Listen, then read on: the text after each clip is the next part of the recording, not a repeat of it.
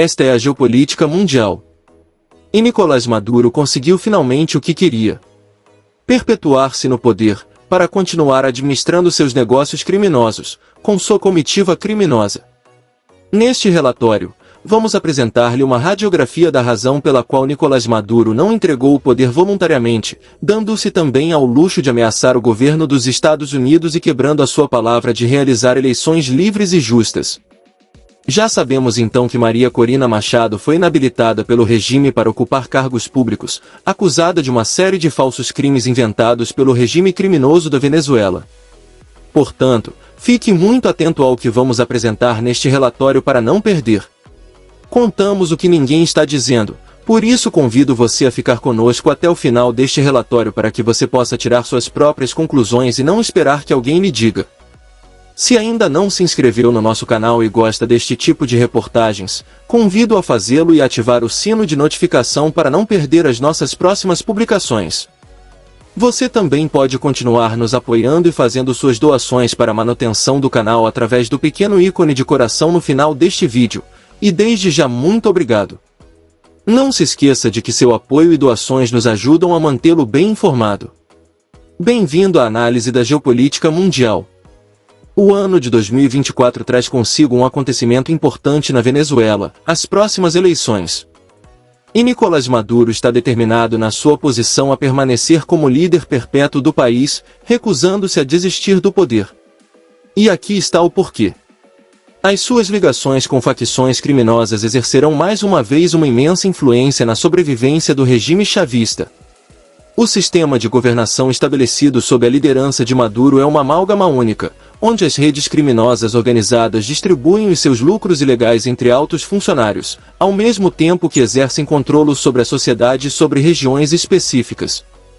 Em troca do seu apoio, estas entidades criminosas recebem proteção e, em alguns casos, até assistência das forças estatais durante as suas operações ilegais. Em 2024, a continuidade de Maduro e dos seus apoiantes no controle solidificará ainda mais este sistema. Ao longo de 2023, as agências de segurança da Venezuela realizaram numerosas operações enérgicas com o suposto propósito de estabelecer o controle num contexto de aumento da atividade criminosa em todo o país. Num ato altamente propagandístico, as autoridades lançaram ataques contra prisões, redes de tráfico de droga, gangues urbanas e sindicatos de mineração ilegal, entre outros grupos. Contudo, especialistas, acadêmicos, repórteres e figuras influentes, que partilharam os seus pensamentos em vários relatórios, concordaram que, embora o governo apresentasse uma história convincente de extensas ações policiais e militares, estes esforços eram principalmente uma fachada concebida para obter uma vantagem política, em vez de um esforço genuíno para desmantelar o crime organizado no país. Maduro não está realmente interessado em acabar com o que produz enormes lucros. Na realidade, parece que os esforços do Estado foram principalmente direcionados para a perseguição de facções criminosas, que representavam uma ameaça para o governo, e para exercer controle sobre os mercados ilícitos. Entretanto, existem grupos armados híbridos, como o Exército de Libertação Nacional, ELN, um grupo guerrilheiro colombiano, que persistem na coordenação e colaboração com elementos do Estado. Estes grupos expandiram a sua influência nos estados de Bolívar e Amazonas, onde supervisionam a mineração ilegal. Neste relatório apresentamos 9 fatores que são, na verdade, uma lista de atividades criminosas que desempenharão um papel importante na determinação do resultado da corrida presidencial na Venezuela, na qual Maria Corina Machado não estará mais envolvida. Número 1. O Estado, conhecido pelas suas atividades criminosas, deverá intensificar as suas medidas repressivas nas próximas eleições presidenciais. Em outubro do ano passado, o governo venezuelano e a oposição política reuniram-se em Barbados para estabelecer um acordo. Este acordo pretendia garantir que as futuras eleições seriam realizadas de forma livre e justa. Como resultado, os Estados Unidos decidiram aliviar algumas das sanções impostas à Venezuela. Mas, para a infelicidade dos venezuelanos, o regime de Maduro tomou uma atitude diferente. Em vez de defenderem a sua parte do acordo, intensificaram o seu controle sobre as vozes dissidentes. Em meados de janeiro de 2024, o regime tomou uma medida grave contra organizações não governamentais, ONG, no país. Introduziram o Plano Bolivariano de Fúria, que concede às forças de segurança permissão para agir contra aqueles que expressam dissidência política, com o objetivo de impedir qualquer conspiração ou ato de terrorismo. Número 2. As gigantescas operações militares e policiais continuarão, para enganar os cidadãos e a comunidade internacional. Desde 2022, as forças de segurança têm implementado mobilizações operacionais em grande escala para deter os principais líderes criminosos que desafiam obstinadamente as regras de Maduro. Infelizmente, as operações realizadas em 2023 não conseguiram eliminar com sucesso as figuras criminosas proeminentes, listadas como as mais procuradas pelo governo, incluindo Oscar de Jesus Nogueira Hernandes, mais conhecido como El Pepi, e Vilexis Acevedo, aliás Vilexis, líder do notório Trem Deulano, que domina o bairro José Félix Ribas, em Caracas.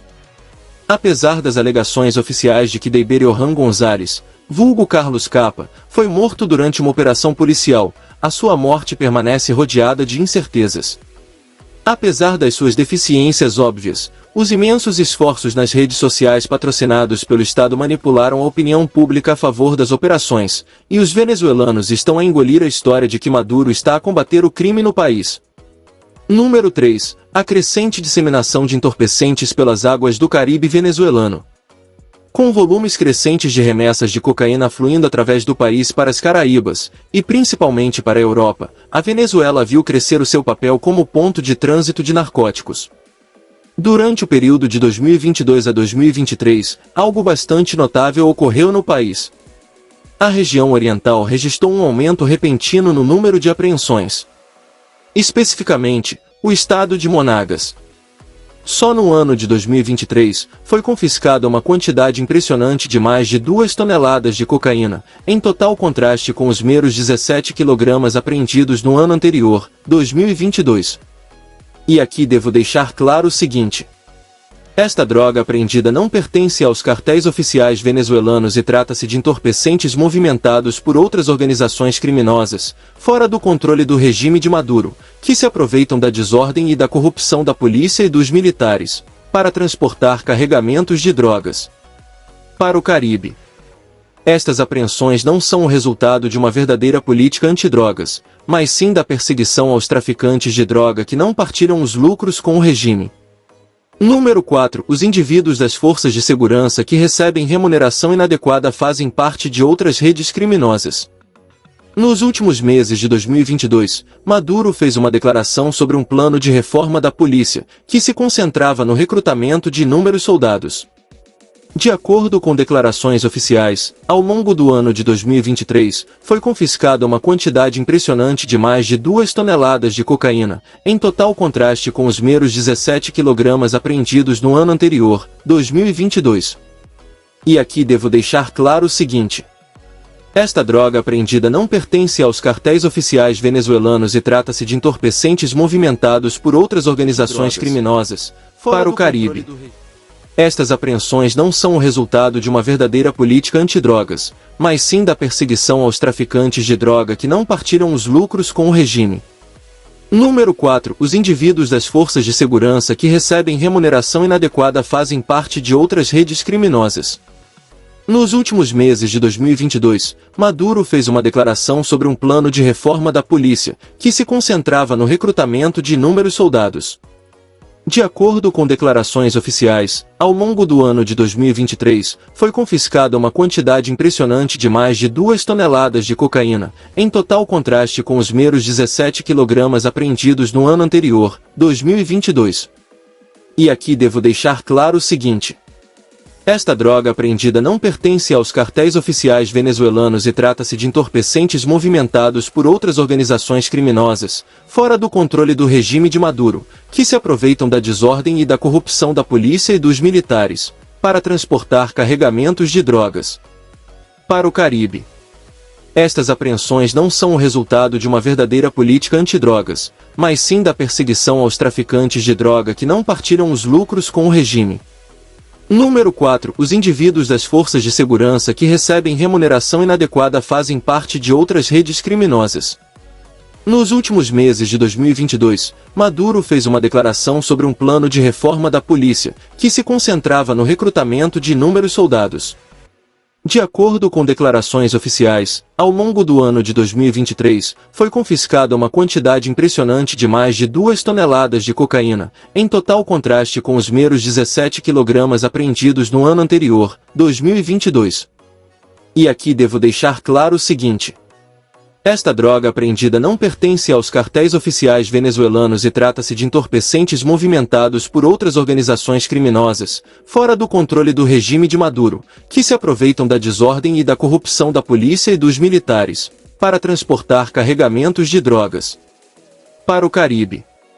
Estas apreensões não são o resultado de uma verdadeira política antidrogas, mas sim da perseguição aos traficantes de droga que não partilham os lucros com o regime. Número 4. Os indivíduos das forças de segurança que recebem remuneração inadequada fazem parte de outras redes criminosas. Nos últimos meses de 2022, Maduro fez uma declaração sobre um plano de reforma da polícia, que se concentrava no recrutamento de inúmeros soldados. De acordo com declarações oficiais, ao longo do ano de 2023, o governo adicionou com sucesso aproximadamente 40 mil novos recrutas à força policial. As notícias frequentemente destacavam casos em que agentes de segurança estiveram envolvidos em diversas atividades criminosas, como extorsão, roubo e tráfico de seres humanos, especialmente durante o segundo semestre de 2023. Uma investigação do meio de comunicação Conectas revelou que redes criminosas ligadas às forças de segurança haviam tomado o controle do crime organizado local no bairro Cota 905, em Caracas. Antes da nova campanha de recrutamento, a Venezuela já enfrentava dificuldades em satisfazer as necessidades financeiras, educativas e de supervisão das suas forças de segurança. Apesar da dolarização de facto, os funcionários de segurança continuam a ser pagos em bolívares, com baixos salários iniciais equivalentes a $14 por mês, informação verificada por fontes de segurança.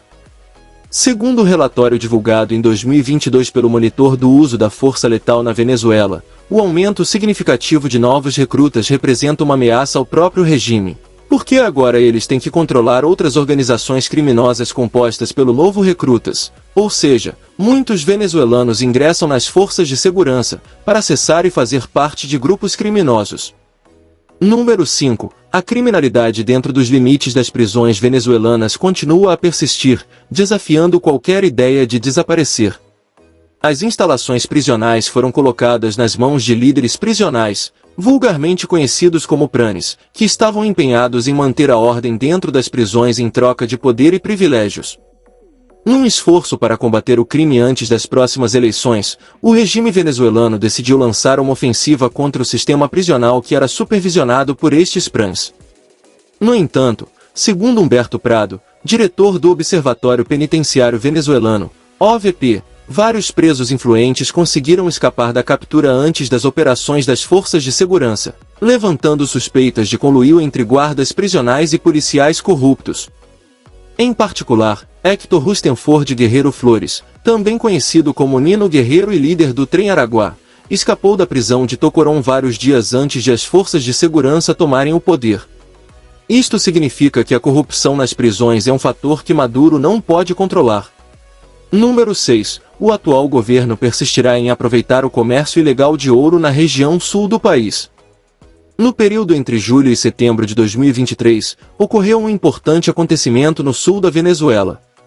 As Forças Armadas Nacionais Bolivarianas, FARC, tomaram medidas enérgicas para remover mais de 14 mil garimpeiros informais do Parque Nacional Cerro Yapacana, no estado do Amazonas.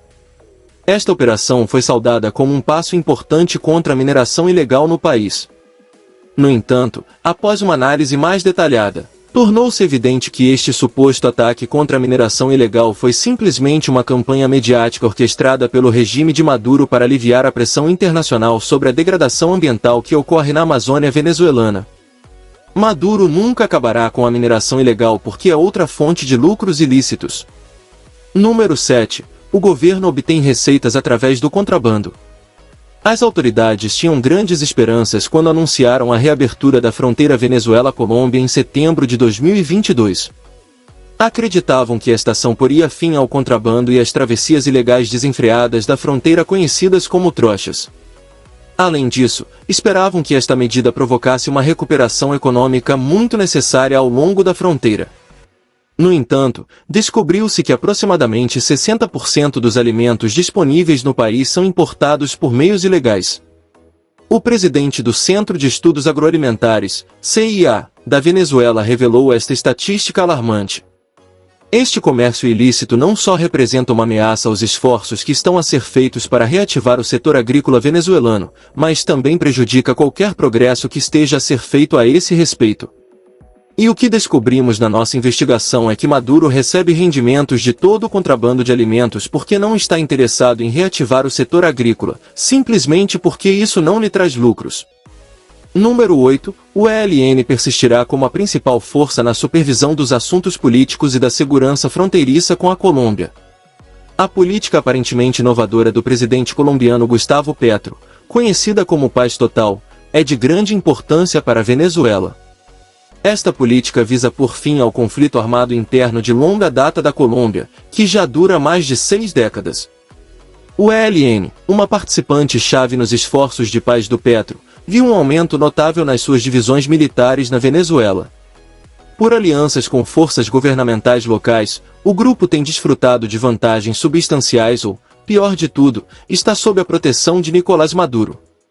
Como resultado, esta organização rebelde colombiana tem agora autoridade como a principal entidade criminosa em ambos os lados da fronteira.